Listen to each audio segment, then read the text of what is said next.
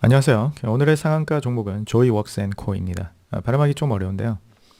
이 종목은 최근에 어떤 재무적 이벤트가 몇 개가 겹쳐서 나오고 있어서 어, 결론적으로 말하면 단기 랠리 가능성은 있는데, 일단 이 종목 같은 경우에 작년에 경영권 분쟁이 있었던 종목인데, 작년 7월쯤에 뭐 소송전이 좀 있었던 것 같더라고요. 근데 공시 자료를 추적해 보면 소송이 뭐 취하되고 이렇게 돼서 뭐 어떻게 잘 마무리가 된 것 같습니다. 그래서 작년에 한번 주가가 올랐다가 쭉 빠진 다음에 지금 바닥에서 거래가 좀 붙었거든요. 누군가가 바닥에서 물량을 좀 담은 것 같고, 그래서 이제 턴어라운드를 하는 것 같은데, 한번 우리가 어떤 종목을 보던 간에 좋은 점, 나쁜 점 다 살펴봐야 되잖아요. 일단 이 종목은 제가 나쁜 점부터 리스크 요인이 뭔가 한번 보겠습니다. 그럼 일단은 지분 구조가 최대 주주가 압도적으로 많이 가진 건 아니에요. 많이 가진 건 아니고 지분율이 13%고 2대 주주, 3대 주주가 12, 10인데, 요 3대 주주 오하임 투자 조합이 원래 최대 주주였다가 최대 주주 자리에서 내려왔죠. 그런 상황입니다. 그런 상황이고, 그 사업 현황이 어떤가 보면 지금 최근 몇 년 동안 적자를 보지 않았는데 작년에 좀 순이익이 적자가 좀 크게 나왔어요. 25년도에. 매출이 증가하다가 멈췄어요. 매출이 지금 주춤하고 있고, 그래서 본질적으로 사업이 좋아 보이진 않는다. 사업이 좋아 보이진 않고, 그러면 여기 다시 한번 보시면 뭐 하는 회사인지 우리가 살펴봐야 되잖아요. 제가 여러 개 늘 살펴보는 요 공시 사이트에 가보시면, 일단 이 공시된 내용들이 뭐가 최근에 많죠. 오늘이 4월 18일인데 어제 그 무상증자 결정 공시가 떠더라고요. 이 무상증자라는 게 그게 뭐 이게 호재가 아닌데, 시장에서는 호재로 이해를 하고 무상증자가 발표되면서 주가가 랠리를 하는 케이스가 굉장히 국내 시장에서는 많이 나옵니다. 그래서 웃긴 거는 무상증자를 하면은 주식 수가 늘어나는 거거든요. 근데 그 전에 또 주식 병합을 해요. 재밌죠. 주식을 줄였다가 늘렸다가 왜 이러는 걸까요? 그 이유는 제가 알 수가 없죠. 최대 주주와 전화를 할 수가 없기 때문에. 다만 지금까지의 어떤 제가 경험한 것들을 기반으로 해서 추정을 해본다 이거죠. 항상 추정. 어떤 일이 있을까? 사업 보고서 잠시 보시면 어떤 사업 하느냐 보면 가구 산업, 가구 인테리어 제품의 디자인을 개발하고 외주 가공을 통해서 제품을 생산하여 온라인 시장에서 판매한다. 그다음에 리테일 사업 보시면 어떤 리테일이 소매 사업이잖아요. 그래서 호카라는 브랜드 아시죠? 운동복 브랜드. 호카의 리테일 사업부 중에 오프라인 부문을 인수했다. 그 다음에 종속회사의 사업 현황 24년, 2년 전에 3DI라는 회사를 편입했다. 요게 이제 항공기 시뮬레이터, 훈련 교육용 시뮬레이터, 그러니까 한국 항공우주산업의 MS팀 내에서 뭐 이거를 어떻게 이거를 사업을 분사를 해서 설립된 회사다. 근데 이거를 편입했다 이거잖아요. 자, 그러면 느낌이 오실까요? 일단 나쁜 것부터 먼저 얘기하겠습니다. 나중에 호재를 풀겠습니다. 자, 그래서 이 손익 같은 게 작년에 적자가 됐으니까, 일단 적자를 보면 제가 늘 말씀드리지만 수익가치 제로. 적자인데 무슨 투자가치가 있습니까? 제로. 향후에 흑자가 발생하면 그때 투자가치가 생기는 거죠. 당장은 없습니다. 그래서 어떤 전환사채 같은 게 있나, 메자닌이 있나 살펴보면 2회차, 3회차 전환사채 발행된 게 있어요. 그럼 오버행 이슈가 있고, 그러니까 오버행이 있다는 게 한편으로는 좋지만 한편으로는 나빠요. 나쁜 거는 고점에서 물량이 쏟아질 수 있다는 거고, 좋은 점은 저렇게 거액 투자자가 들어왔으니까 언젠가는 주가를 부양하겠지라는 좋은 점. 그래서 이 전환사채에 관련된 메자닌 종목을 추종 매매를 하실 때는 좋은 가격에 사셔서 전환 가격 근처에서 사셔가지고 그냥 고점에서 차트 보고 팔려고 하지 마시고 그냥 30%, 50%, 100% 이렇게. 저는 그렇게 하거든요. 제가 전환사채 종목 또는 메자닌 종목 추종 매매를 할 때는 그들의 발행 가격 근처에서 사거나 아니면 그들의 발행 가격 밑에서만 삽니다. 그래가지고 발행 가격 기준으로 플러스 30% 또는 제 매수 가격 기준으로 30%에서 1차 매도를 하고요. 50%에서 2차 매도를 하고 남은 물량을 가지고 갈 때까지 하는 스타일이거든요. 그래서 제가 추구하는 거는 종목별로 50%, 메자닌 추종 종목 같은 경우에. 그럼 당연히 바닥에서 사면 2배, 3배 먹을 때도 있겠죠. 가끔 그럴 때가 있습니다. 그럴 때가 있는데, 아무리 확실해 보여도 저는 일단 수익률이 50%를 찍으면 기계적 매도에 들어갑니다. 그리고 가급적이면 2배 정도 수익률 100%가 나면 다 매도하는 스타일이에요. 그러니까 사람마다 스타일은 다른데, 저 같은 경우에는 한 번에 뭐 인생을 고치겠다 이런 게 아니고, 이렇게 투자하는 게 아니고, 5%든 10%든 감사하다 이렇게 생각합니다. 개인적으로. 그렇게 해서 복리 수익을 누적해 가는 게 장기적으로 생존할 수 있는 길이라고 생각하는 사람이라서 뭐 한 종목 수익 몇 배 봤다 뭐 이런 그런 거에 집착하지 않아요. 그러니까 혼자 다 먹을 수 없는 거 아닙니까? 그러니까 30% 정도 넘어서 이제 수익이 나면 좀 팔고 다른 분들도 드셔야 될 거 아닙니까? 그 종목은 제가 말씀드리지만 제가 지금 끊임없이 지금 이런 메자닌 종목들 계속 말씀드리고 있지 않나요? 코스닥 종목이 1800개예요, 여러분. 찾으면 매주 몇 개씩 나옵니다. 제가 안 찾아서 그렇지. 개인적으로는 그래서 항상 이렇게 그 종목 발굴을 할 때 하루 이틀 정도 시간을 투자해서 10개, 20개를 찾아놓고요. 그 찾아놓고 관심 종목에 편입을 한 다음에 그 하루에 한 번씩 그 주가만 추적하는 거죠. 매수 영역에 도달했는가. 그러면 찔끔찔끔 분할 매수를 하고 기다립니다. 그 전환사채 같은 경우에 발행을 하면 어떻게 돼요? 전환하려면 최소한 1년이 걸리기 때문에 아니면 메자닌 추종하시면서 뭐 한 달, 뭐 사서 한 달 만에 수익 보기 이렇게 생각하시면 안 돼요. 여기 거액의 투자를 하는 사모펀드들도 기본 뭐 투자 기간이 3년, 5년 이렇게 되지 않습니까? 3년, 5년 기다려서 내가 만약에 수익률 100%를 본다. 얼마나 큰 겁니까? 3년에 2배씩 뛰면. 근데 저 사모펀드는 2배를 먹은들 세금을 절반 개워내야 되잖아요. 근데 우리 개인 입장에서 추종 매매를 해서 3년에 내 자산을 2배씩 늘릴 수 있다면 뭐 걱정할 게 있나요? 미래에 대해서. 그게 근데 쉬운 게 아니라는 거죠. 굉장히 어려운 거기 때문에 우리가 먼저 공부를 해야 된다. 추종 매매하기 전에. 그렇습니다. 그래서 제가 지금 사례를 계속해서 소개를 하고 있으니까 여러분들께서 잘 습득을 하시기 바랍니다. 아무튼 이 종목도 메자닌이 있다.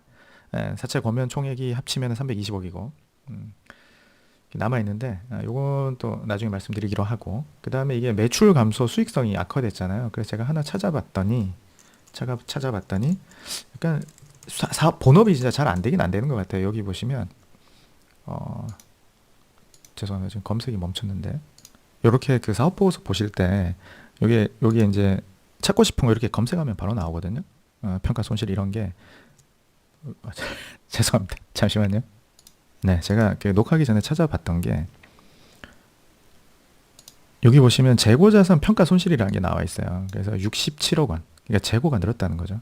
재고가 늘었는데 그 재고 손실이 67억 되는데 여기에 보시면 포괄손익계산서에 매출 원가에 요 손실이 들어가 있다. 그래서 이거를 포괄손익계산서는 약간 요약 버전이잖아요. 그래서 크게 큰 그림을 잡을 때는 쓸 수 있는데 디테일을 알려면 결국 우리가 요 공시사항에서 요 주석을 보셔야 돼요. 재무제표 주석. 여기에 핵심되는 내용이 다 들어있어요. 근데 일반인들이 이런 거를 학습할 기회가 많이 없지 않습니까? 그래서 이 사업보고서라는 게 나와도 어떤 걸 어디서 힌트를 찾아야 되나를 잘 몰라요. 처음에 보실 때. 재무제표 공부를 하실 때 우리가 모두가 회계사가 될 게 아니지 않습니까? 그러니까 재무제표 자체를 어떻게 만드냐? 뭐 알면 좋겠죠. 알면 좋은데 중요한 거는 우리는 여기 적힌 숫자를 보고 이게 어떤 의미인지를 해석할 수 있으면 돼요. 영어 독해하듯이 재무제표 독해. 그래서 여기 보시면 매출 원가에 들어갔다는 거니까 여기에 그 재무상태표의 자산을 보면 여기에 재고 자산이 많이 늘어요. 전년도보다. 전년도 49억에서 86억이니까 대충 27억의 재고가 늘죠. 그러니까 이게 어떻게 보면 유통이든 제조업이든 이렇게 섹터가 들어가는데 재고가 늘었다는 게 회사 입장에서 좋을 리가 없잖아요. 공장을 실컷 돌려놓고 그 물건을 못 팔고 있는 거 아닙니까? 그러니까 본업적인 측면에서 본 기업은 좋지 않다. 좋지 않은데 왜 이렇게 상한가가 갔느냐? 이벤트가 있으니까 그렇다 그랬죠. 자, 그럼 제가 힘들게 이게 뭐가 공시가 많아가지고 제가 몇 년치 공시를 확인하면서 이 쫓아온 내용인데 이 보시면 일단 최근에 나온 것부터 위에 적어놨어요. 무상 증자 병합 이렇게 있는데 이 노란색이 좀 좋은 포인트라서 적어놓은 거고요. 여러분들이 제가 지금 23년 공시까지 갔죠, 그렇죠? 시간 좀 걸렸습니다. 그래서 오늘은 녹화 시간이 조금 길어질 수 있는데 최대한 짧게 해볼게요. 핵심만. 그래서 일단 아까 전에 사업 내용에서 계열사에 3DI라고 훈련용 시뮬레이터 만드는 회사, 이 회사의 자산이 35억, 부채가 53억, 약 한 90억 정도 되는 회사를 2년 전에 인수를 했어요. 가져왔는데 요게 자 호재로 생각을 해봅시다. 이 회사가 주가 부양을 하고 싶어요. 올해 만약에 주가 부양을 하고 싶어요. 그러면은 우리나라에서 제가 늘 말씀드리죠. 어떤 섹터에 있어야 된다고 그랬습니까? AI, 로봇, 방위산업, 반도체, 그 다음에 뭐 좀 더 가면 조선, 좀 더 가면 원전 테마 이런 거죠. 우리가 잘하는 거. 거기에 엮여 있어야 되는데 이 회사가 원래는 가구 유통 회사잖아요. 온라인 가구 판매. 그러니까 딱 봐도 부가가치가 별로 없어 보이는 사업 아닙니까? 근데 2년 전에 방위산업 시뮬레이터를 만든 회사를 인수했다? 그럼 2년 전에 생각해봐요. 한국 항공우주의 주가가 얼마나 올라갔는지. 그죠? 그러면 그 어떤 알맹이를 하나 가져온 거죠. 그럼 이 회사는 뭡니까? 방위 산업이랑 연동이 될 수 있어요? 없어요? 될 수 있는 거예요. 그건 올라가면 기사가 빵빵 터질 겁니다. 항상 그렇습니다. 지금은 주가가 저가 영역에 있기 때문에 이게 뭐 이 회사에 도움이 되나 이게 호재인지 잘 모르실 텐데 막상 주가가 올라가고 나면 그때 가서 보시면 아 저기 있었구나라고 하는 거예요. 그래서 방위산업으로 엮을 수 있다. 그 다음 어떤 일이 작년에 있었냐면 경영권 분쟁이 일어났을 때 여기 지금 3대 주주 그룹에 들어가 있는 최인순 주주님이 계신데 이분이 이제 지금 2대 주주에 들어가 있거든요. 2대 주주. 여기 보시면 2대 주주죠. 2대 주주. 작년에 주식을 좀 많이 파세요. 다시 보시면 작년에 3,400원에 파시거든요. 자 그러면 이 회사 자 지금 기준 지금은 주식 병합 전 무상증자 전이에요. 지금 주가 1,504원을 기준으로 봤을 때 저분이 작년에 3,400원에 매도하셨죠. 무려 40억을 매도하신 분입니다. 주요 주주예요. 그러니까 우리가 항상 투자를 할 때 최대 주주가 유상증자에 들어오는 가격 또는 최대 주주가 매도하는 가격은 우리에게 큰 시사점을 주는 거예요. 아니, 주인이 저 가격에 판다잖아요. 그럼 따라 팔아야지. 그럼 3,400원에 팔았기 때문에 지금 이 회사가 1,500원이잖아요. 지금 기준으로. 그럼 2배 정도는 더 볼 수도 있다는 얘기예요. 그러니까 저 정도는 대합하실 거 아니에요. 근데 저분이 팔기 위해서 부양을 하는지 우리는 몰라요. 아무것도 모르는 상태인데 저는 지금 추정을 하는 겁니다. 작년에 저 주요 주주께서 40억 정도의 매도를 하셨기 때문에 이번에 만약에 주가 랠리가 나오면 또 파시지 않을까? 그러고 나서 작년에 호카의 오프라인 영업 부분을 일체 250억 주고 회사가 인수를 합니다. 그러니까 가구 판매에서 사업 영역을 넓히는 거죠.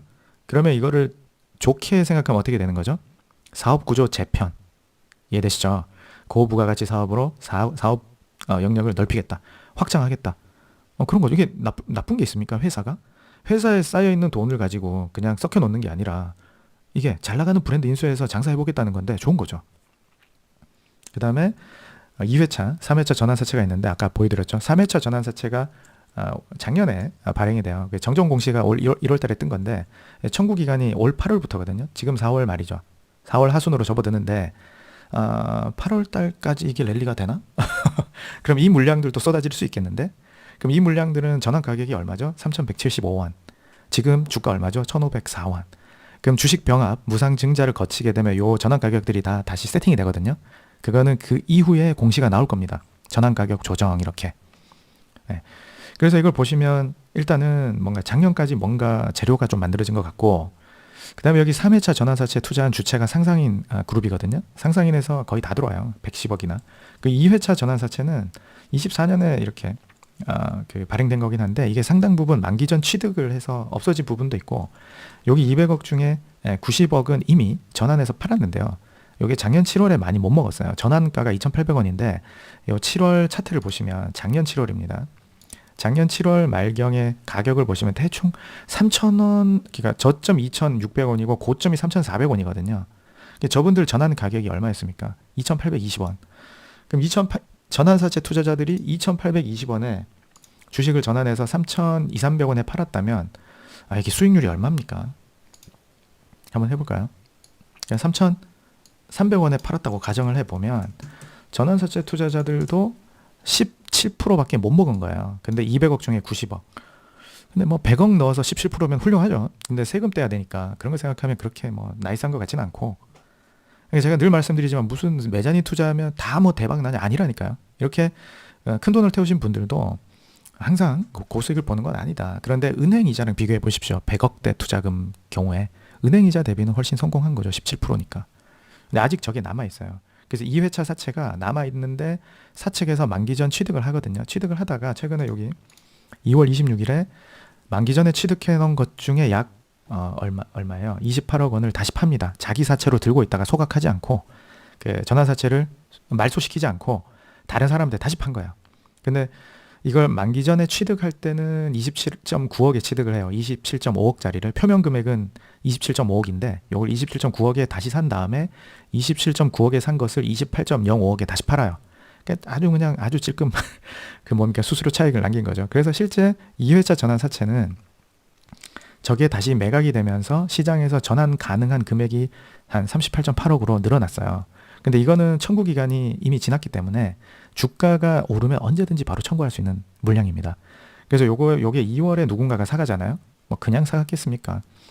여기 투자한 사람들 얼마나 좋아요. 원래 신규 전환사채 발행할 때 신규로 투자하면 1년은 최소한 기다려야 전환이 되잖아요. 근데 이미 청구 기간이 지난 걸 사갔으니까 바로 청구해서 그냥 수익 보면 됩니다. 됐죠?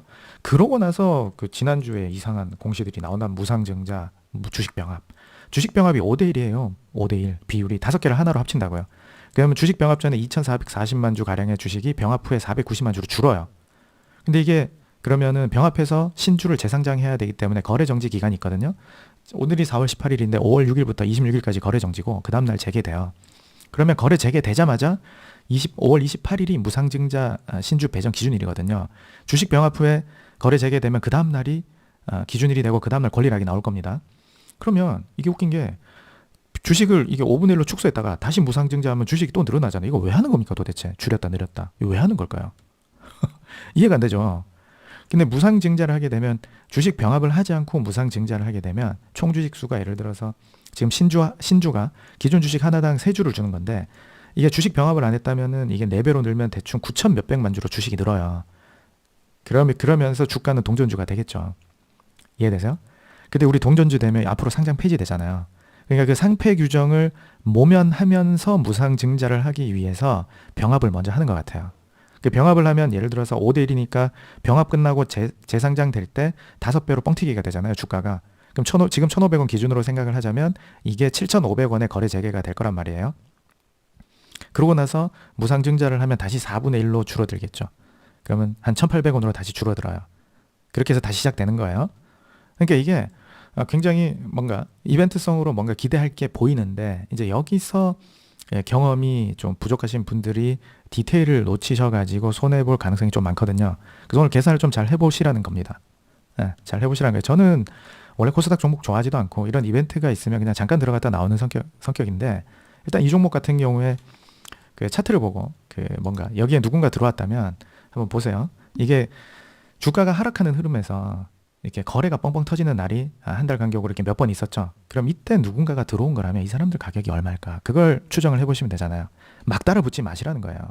우리가 생각이란 걸 해봅시다. 그럼 여기 보세요. 작년 11월에 거래가 터진 시점이 대충 2,400원이죠. 그럼 이게 전환사채 조정 가격이 2,200 얼마가 한도예요. 리픽싱 한도. 제 영상 보실 때 제가 그어둔 빨간색 잘 보세요. 빨간 줄. 이 위에서 사면 안 된다는 얘기입니다. 가능하다면 이 밑에서 사셔야 되는데 요 종목은 빨간 줄을 하나 사실 더 그어야 돼요. 제가 추정하기에 요때 들어온 거래는 이게 그날 아마 다 산 게 아니라 꼬리를 달고 나왔다는 거는 뭔가 매수하던 주체가 당일 그냥 단타 치고 나갔을 수도 있거든요. 이런 차트는. 그 다음 달에 또 거래가 빵 터지고 또 떨어져요. 주가가. 빌빌대 또. 근데 요때만 해도 만약에 지금 이런 폭락이 없었다면 요때만 해도 제가 만약에 이 종목을 옛날부터 알고 있었다면 매전인 추정하는 입장에서 나쁘지 않은데 전환 가격보다 내려왔으니까 분할 매수해야겠다라고 생각했을 수도 있어요. 근데 지금 진짜 찐바닥이 나온 것 같거든요. 이 매물대를 보시면 돼요. 거래가 어디서 많이 터졌어요? 제일 밑에. 지금 1,000원대에서 매물이 제일 많다는 거예요. 그럼 주요한 어떤 매수 주체가 누군가 스마트 머니가 들어왔다면 그 사람들이 물량을 쓸어간 건 이 가격이라고 1,000원. 그러니까 시장이 좋으니까 제가 좀 더 공격적으로 봅니다. 평소에 저 같으면 여기다 빨간 줄 긋습니다. 나는 이 밑에 안 주면 안 사. 근데 이렇게 해서 제가 올해 놓친 게 한두 개가 아니죠. 대한강통신도 놓치고. 그래서 공격적으로 매물대 상단을 보겠습니다. 그럼 이게 어제 상한가 치기 직전 종가잖아요. 대충 1,100원, 1,200원. 그죠? 그럼 일단 여기에 누군가 스마트 머니가 들어왔다면 그들의 평균 매입 단가가 1,000원 초반이겠네. 자, 원하는 만큼을 1,000원에서 모았다라고 가정합시다. 그리고 이제 상한가를 만들었는데 이날 이제 따라붙은 매수세가 누군지는 우리가 찾아보면 또 나오는 거죠. 누가 산 걸까 보시면 아이쿠 기타법인이 샀네. 기타법인이. 자, 냄새가 납니다. 그렇죠? 개인이 제가 정말 안타깝네요. 제가 아까 뭐라 그래서 보유자분들 상한가 한 방에 팔지 말라고 말씀드렸지 않습니까? 이런 경험이 있어야 된다고요. 그래서 안타까운데 개인들 물량이 다 넘어간 거죠. 기타법인이 17만 주, 달랑 17만 주 이거 얼마입니까? 자, 계산을 해봅시다. 17만 주, 이제 계산기 17만 4,004 곱하기 상한가에 비싸게 샀다고 가정해볼게요. 얼마야? 26억. 단돈 26억 원으로 상한가를 만든 거죠. 맞나요? 너무 큰데 아닌데 이럴 리가 없는. 다시 한번 0이 하나 더 들어간 것 같아요. 174004 곱하기 1,504원. 단돈 2억 6천 원으로 와우 놀랍지 않아요? 저 기타 법인이 상한가에서 다 매수했다라고 가정을 했을 때, 정말 단돈 2억 6천으로 30% 올린 겁니다. 시가총액을 무려 90억을 올려놓은 거예요. 단돈 2억 6천으로. 자, 이런 거 여러분들 디테일하게 계산 안 해보실 텐데, 갑자기 굉장히 참 그렇네요. 사고 싶어지는데. 한번 볼게요. 여기 보시면 우리가 계산을 해보면 1,000원대에서 1,000원대에서 주력 물량을 누군가가 매수를 했어요. 매집을. 스마트 머니가. 그리고 누군가는 2억 6천으로 90억을 올려놨어요. 그러면 1,000원에 매집한 게 얼마인지 모르지만 만약에 이 회사가 뭐 시가총액 이제 상한가 쳐서 368억이니까 한 시가총액이 한 200억대에 있을 때 200억대에 있을 때 누군가가 10억을 모았다면 또는 20억을 모았다면 20억이면 지분 10% 아닙니까? 굉장한 거거든요.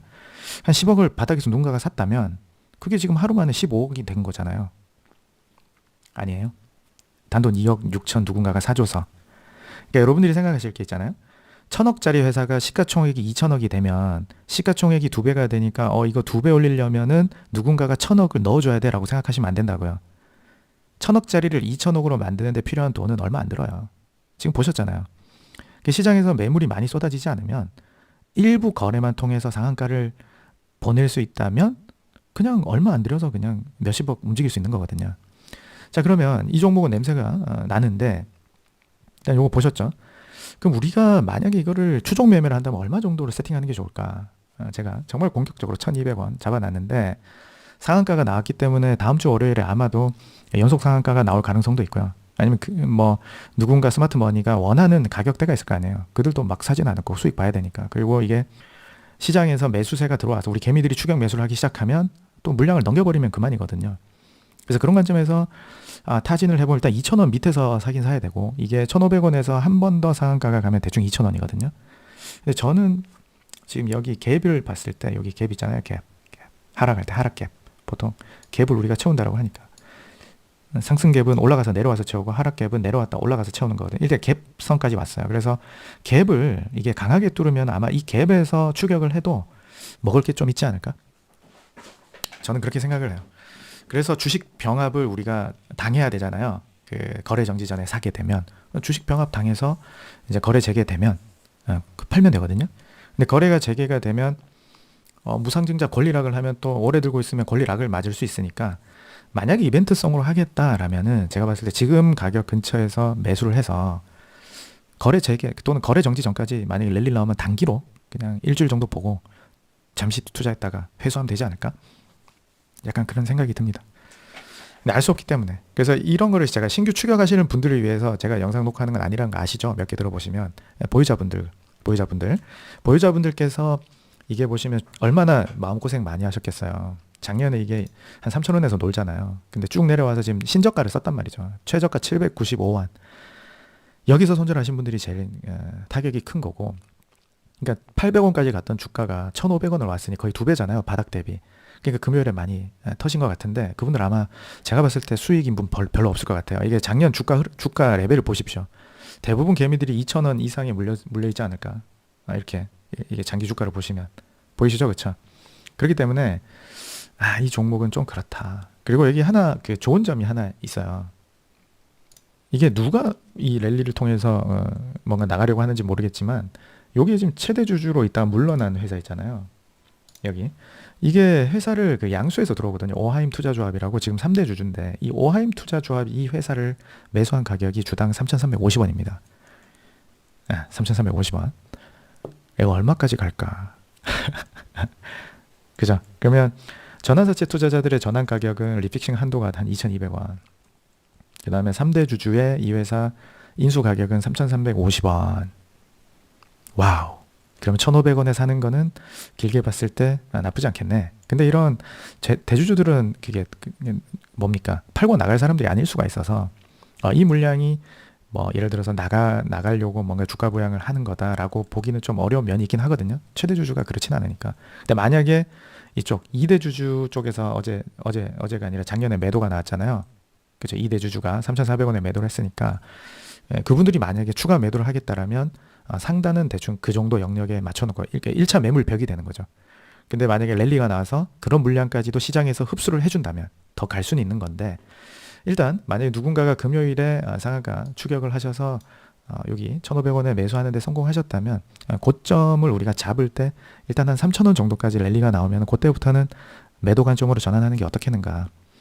왜냐하면 그렇게 올라가면 전환사채도 전환을 하기 위한 동기가 생기고 2대 주주가 더 팔지도 모르겠고, 그죠? 그러니까 그 영역 3,400원 또는 3,000원 영역부터는 오버행이 있다라는 걸 인지를 하시고 접근을 하시면 되고.